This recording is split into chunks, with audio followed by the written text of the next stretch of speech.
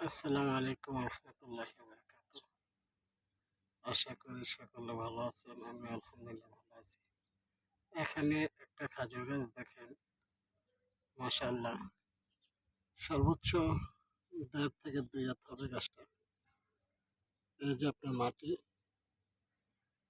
এই যে মাটির মধ্যে ৪টা ইট লাগিয়ে রাখছে। এই যে মাশাআল্লাহ দিল আপনার খাজুর।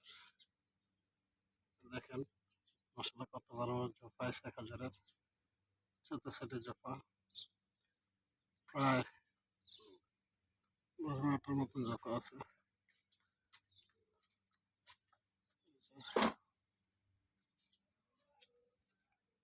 দৃঢ় আছে, আসলে অনেক সুন্দর,